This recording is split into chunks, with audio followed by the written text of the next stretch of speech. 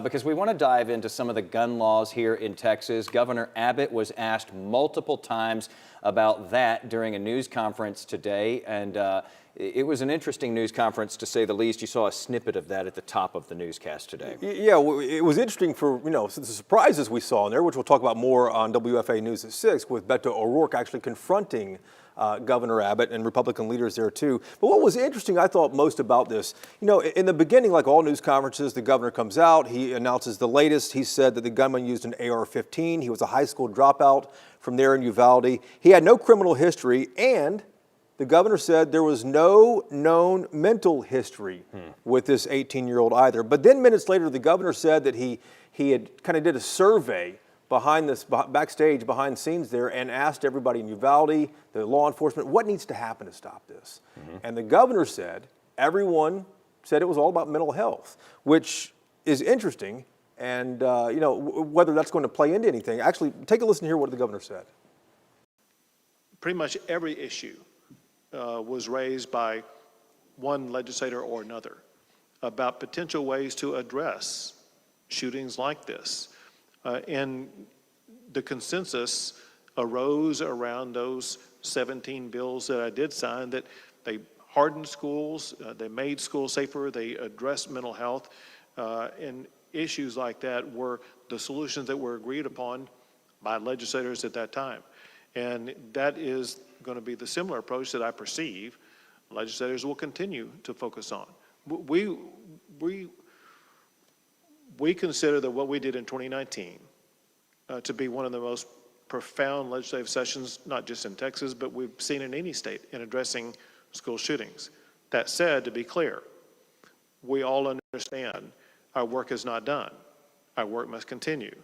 And we will continue to discuss with legislators about all the potential avenues and pathways that we can take to make sure that schools will be even safer going forward.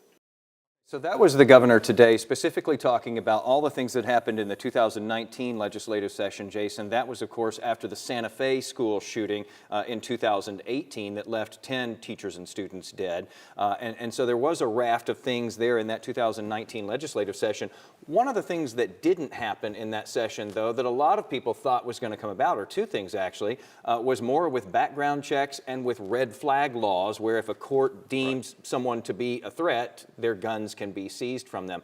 No action happened on those two things, even though there was a lot of chatter about that going into the session. Those two things, and safe storage requirements as well, too, requiring Texans to have a place to actually store their weapons safely. And if they don't have that, they could get in trouble. Back to mental health just for a moment, though. Anyone who's followed Texas politics for 10 minutes would probably know that Republicans have not funded mental health in this state. They haven't expanded Medicaid. Republicans have led for the past 20 years in this state. So that is on them. Will that change next legislative session in January? Who knows? Well, I was going to say one more thing before we get to the next legislative session in January. We had another legislative session in 2021 that was very firearm friendly. It sort of went the other direction from what we were seeing in 2019, where you had permitless carry passed, as well as the governor creating a sanctuary Second Amendment state here in Texas, basically defying new federal gun regulations. And what happened in 21 led to this next question, when people said, okay, well, how about stricter gun laws?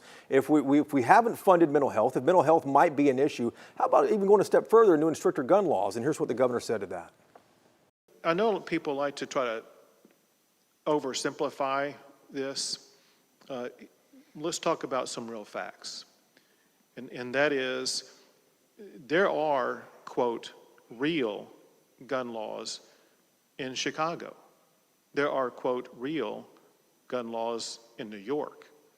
There are real gun laws in California. I hate to say this, but there are more people who were shot every weekend in Chicago than there are in schools in Texas. And we need to realize that people who think that, well, maybe if we could just implement tougher gun laws, it's going to solve it. Chicago and LA and New York disprove that thesis. And so if you're looking for a real solution, Chicago teaches that what you're talking about is not a real solution. Now, on the other side of the aisle, you're going to hear plenty of people saying that is not a reason to not take a crack at doing something in the next legislative session.